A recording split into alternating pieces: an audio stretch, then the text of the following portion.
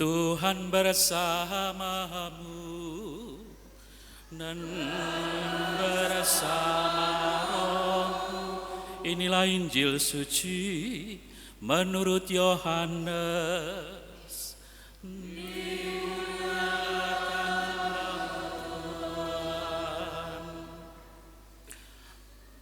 Sekali peristiwa, Yesus berkata kepada Nikodemus yang datang kepadanya pada waktu malam, "Sama seperti Musa meninggikan ular di padang gurun, demikian juga Putra Manusia harus ditinggikan, supaya setiap orang yang percaya kepadanya beroleh hidup yang kekal.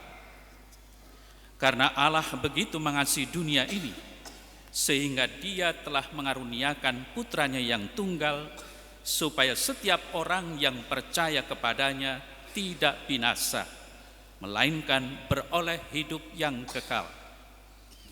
Sebab Allah mengutus Putranya ke dalam dunia, bukan untuk menghakimi dunia, melainkan supaya dunia diselamatkan melalui Dia.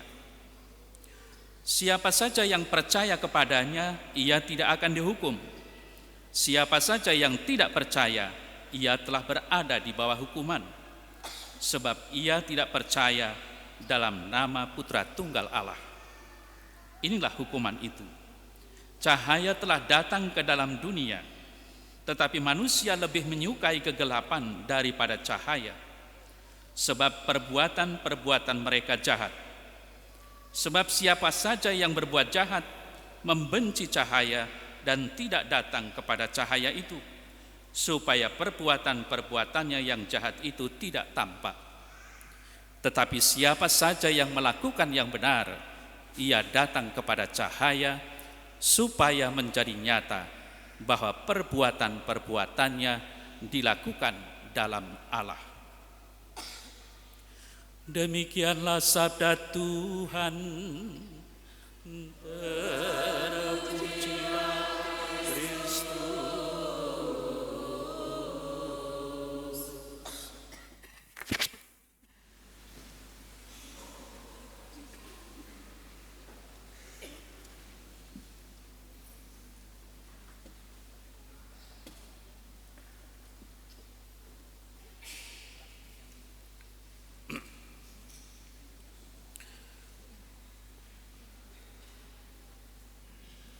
Saudara-saudari yang terkasih, seperti apa yang tadi kita dengar bersama, sama seperti Musa meninggikan ular di padang gurun, demikian juga Anak Manusia ditinggikan, supaya setiap orang yang percaya kepadanya beroleh hidup yang kekal. Kemudian dikatakan lagi, karena begitu besar kasih Allah akan dunia ini, sehingga Ia telah mengaruniakan anaknya yang tunggal, supaya setiap orang yang percaya kepadanya tidak binasa, melainkan beroleh hidup yang kekal. Saudara-saudara yang terkasih, dua kali disebutkan setiap orang yang percaya akan memperoleh hidup yang kekal. Pertanyaannya adalah, percaya yang bagaimana? Mengapa hal ini dipertanyakan? Karena banyak orang, banyak kelompok, bahkan juga ada gereja-gereja yang lain yang mengajarkan bahwa sekali orang percaya pasti akan selamat. Apakah benar demikian? Ini menjadi bahan refleksi bagi kita semua manakala kita menjalani masa puasa dan taubat, di mana kata kuncinya adalah pertobatan. Pertobatan berhubungan dengan soal dosa atau perbuatan dosa. Lalu kalau ada yang mengatakan bahwa yang percaya pasti akan selamat, apakah otomatis kalau orang mengucapkan saya percaya langsung selamat? Atau orang menyatakan saya percaya dan sudah dibaptis maka selamat? Saudara-saudara yang terkasih, bagaimana pandangan kita gereja Katolik? Gereja Katolik itu gereja yang sangat konsisten dan seringkali dikatakan sebagai gereja yang kolot. Mengapa? Karena gereja kita mempunyai pandangan bahwa yang diberikan Tuhan Yesus adalah sesuatu yang tetap dan pasti. Namun pemenuhannya tergantung dari manusia itu sendiri. Mengapa? Sebab dosa berat memisahkan manusia dari Allah, merampasnya dari kehidupan kekal. Maka kalau kita membaca dalam Katekismus Gereja Katolik, dan itu merupakan ajaran Katolik atau magisterium, mengajak kita supaya mengerti ajaran dan praktik gereja mengenai hal ini, kita harus mengetahui bahwa dosa mempunyai akibat ganda. Dosa berat atau mortal, atau dosa yang membawa kematian atau maut, maksudnya kematian kekal, ya, merampas dari kita persekutuan dengan Allah, dan karena itu membuat kita tidak layak untuk kehidupan abadi. Lalu perampasan ini dinamakan siksa dosa abadi. Saudara-saudara yang terkasih, dengan demikian kita harus berjuang dalam kehidupan ini agar jangan sampai kita jatuh ke dalam dosa berat atau mortal itu yang dapat memisahkan kita dari Allah, sehingga kita tetap dapat menerima janji keselamatan Allah yang dikatakan yang percaya tidak akan binasa dan akan memperoleh kehidupan kekal itu. Sehingga saudara terkasih, kalau dalam masa prapaskah ini kita diajak untuk bertobat, sangat jelas maksudnya. Kita diharapkan untuk merenungkan kembali kenyataan hidup kita. Kita ini sebagai orang berdosa atau orang beriman yang tak pernah jatuh ke dalam dosa. Kita harus jujur terhadap diri kita sendiri. Walaupun kita beriman, mungkin setiap hari kita jatuh dalam dosa, entah itu ringan, entah itu berat. Nah, kalau dalam masa ini kita diajak untuk merenungkan hal itu, ujung-ujungnya, puncaknya tidak lain kita harus bertobat. Saudara saya terkasih, memang apa yang akan kita alami seperti yang dinyatakan tadi dalam katekismus sangat jelas. Seandainya kita tidak bertobat, kita tidak akan masuk dalam kerajaan surga. Sehingga walaupun kita mengatakan aku percaya, tetapi kenyataannya kita selalu jatuh ke dalam dosa, lalu bagaimana? Keselamatan bukan sesuatu yang sifatnya otomatis. Mungkin ada orang yang mengatakan, oh kalau begitu Kristus itu nggak berkuasa ya. Masalahnya tidak di situ. Permasalahannya adalah kalau kita beriman itu harus ada sesuatu yang harus kita lakukan. Apa? Kalau kita menyatakan diri sebagai orang beriman, kita dibaptis, kita harus mempunyai perilaku di mana kita harus melaksanakan apa yang diperintahkan Tuhan. Nah, disitulah permasalahannya. Seringkali kita lupa, seringkali kita tidak melakukan apa yang diperintahkan Tuhan. Kita justru seringkali hanya melakukan apa yang kita kehendaki, sehingga kita seringkali akan jatuh di dalam dosa. Saudara saya yang terkasih, memang menjadi orang percaya itu bukan sesuatu yang gampang. Nah, pertanyaan kemudian adalah, Kalau kita sudah jatuh ke dalam dosa, lalu bagaimana?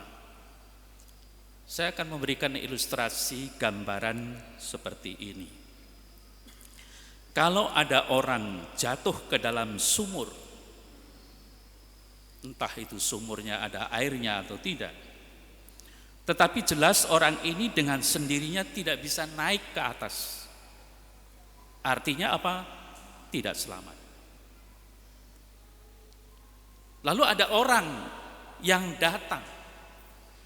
Kalau sumur itu tidak dalam, mungkin ketika orang itu mengulurkan tangannya, yang di dalam sumur akan bisa menerima tangan yang mengulurkan itu, kemudian diseret naik ke atas, selamat. Nah, kita membayangkan kalau orang yang jatuh ke dalam dosa, dosanya adalah dosa berat. Seperti orang dalam sumur tidak akan mungkin selamat kalau tidak ada orang lain yang menolong. Dalam hal ini adalah kalau tidak Allah menolong, kita tidak akan selamat. Nah, maka dari itu pertama-tama kalau kita menyadari bahwa kita sudah jatuh ke dalam dosa, apalagi itu dosa berat atau dosa mortal atau dosa yang membawa maut atau membawa kita ke dalam ketidakselamatan, kita harus pertama-tama percaya Allah itu akan mengulurkan tangan kasih-Nya. Dan kita harus menyambut. Jangan hanya percaya tetapi tidak menyambut. Dan kalau kita menyambut, berarti apa? Dengan sekuat tenaga mengikuti apa yang menjadi daya tarik Allah di dalam kasih-Nya itu, supaya kita selamat. Nah, itulah sebabnya kemudian saudara saya terkasih, dalam ajaran gereja Katolik, kalau ada seorang umat atau dari antara kita sekalian yang berdosa berat, mengapa diwajibkan untuk mengaku dosa dulu? Mengapa diwajibkan untuk menerima sakramen tobat dulu? Karena yang bisa menyembuhkan atau membuat orang ini selamat adalah Allah, bukan dirinya. Nah, kalau sudah begitu, pertanyaannya adalah layakkah seorang yang berdosa berat menyambut komuni? Kan begitu. Komuni itu adalah yang kudus dari Allah, sakramen maha kudus. Ini bukan sakramen-sakramenannya, tetapi sakramen yang maha kudus. Sehingga demikian jangan jelas bagi kita, saudara saya terkasih, kita sebagai orang beriman yang seringkali jatuh bangun di dalam dosa, entah itu dosa ringan atau venial maupun dosa berat atau mortal, hendaknya selalu menyadari kenyataan diri kita ini orang yang bagaimana. Kalau kita sungguh percaya kepada Allah, maka percayalah bahwa orang selamat karena Allah, bukan karena kita, bukan karena kita manusia. Mengapa? Karena sangat jelas dari awal ketika manusia pertama jatuh ke dalam dosa, manusia turun ke dunia, siapa yang bisa menaikkan manusia ke surga kembali? Hanya Allah. Melalui apa? Nah, ini yang kita percayai, yakni melalui kepercayaan dan menerima sakramen baptis. Tapi permasalahannya adalah bukan hanya soal mengucapkan aku percaya, bukan hanya dicuri air atau ditenggelamkan dalam air kemudian kita selamat. Pertanyaannya adalah apa yang harus kita lakukan menjadi orang yang selamat begitu? Apakah kita pasif atau kita menjadi orang yang aktif? Orang yang selalu mencari, menemukan dan melakukan apa yang menjadi kehendak Allah. Mudah-mudahan saudara-saudari yang terkasih, kita sebagai orang-orang beriman yang menyadari akan kedosaan kita, hendaknya selalu menjadi orang yang rendah hati. Mengapa saya katakan demikian? Santo Thomas Aquinas mengatakan dengan jelas, orang itu bisa sungguh-sungguh, dan itu memang yang diharapkan, selamat kalau orang itu rendah hati, rendah hati, dan rendah hati. Rendah hati adalah pintu gerbang orang menuju pada keselamatan yang kekal. Kita bisa mencontoh para kudus, orang-orang yang disebut santo santa itu. Apakah ada orang-orang yang disebut santo santa itu yang menyombongkan diri? Dia menjadi kudus karena dirinya hebat? Mungkin kita akan mengatakan, dosa besar kita katakan, itu kecil. Tetapi orang-orang suci, orang-orang kudus mengatakan, walaupun dosa kecil, dia mengatakan itu dosa berat. Inilah sesuatu yang berlawanan dengan diri kita. Maka saya harap bahwa kita sebagai orang beriman hendaknya sungguh menyadari bahwa diri kita ini membutuhkan pertolongan Allah, tetapi hendaknya kita menjadi orang-orang yang rendah hati, menyadari siapa diri kita ini, supaya jelas apa yang harus kita lakukan. Nah, kalau menjadi jelas, maka masa prapaskah ini menjadi jelas pula apa yang harus kita lakukan. Kalau kita ini adalah orang-orang berdosa, kita harus bertobat. Secara sakramental kita akan mungkin minggu depan itu sudah mulai ada pelayanan sakramen tobat. Tetapi lebih dari itu, mungkin itu akan selesai di kamar pengakuan. Tetapi bagaimana dalam kehidupan kita sehari-hari? Apakah menunjukkan kita sebagai orang bertobat, atau mau menyatakan besok saya ngaku dosa lagi? Berarti itu menyepelekan soal pengakuan dosa. Inilah yang diharapkan kita sebagai orang beriman hendaknya selalu menyadari kita walaupun beriman, kita ini orang berdosa, maka kita harus bertobat. Dan pertobatan itu tidak hanya soal ritus, tetapi juga tindakan-tindakan kita yang berhubungan dengan kehidupan kita di tengah-tengah masyarakat, di tengah keluarga, di mana saja kita berada. Atau kita dapat dikatakan sebagai orang yang harus bertobat secara sosial, bukan hanya liturgikal. Saudara terkasih, mudah-mudahan firman pada hari ini, seperti apa yang saya katakan di dalam pengantar tadi, bahwa minggu ini adalah minggu letare, minggu sukacita. Pertobatan hendaknya bukan menjadi beban, tetapi menjadi secercah harapan bahwa Allah akan menunjukkan kasih-Nya kepada kita dengan memberikan ampunan kepada kita semua. Itulah yang menggembirakan kita, itulah yang membuat kita bersukacita pada minggu ini.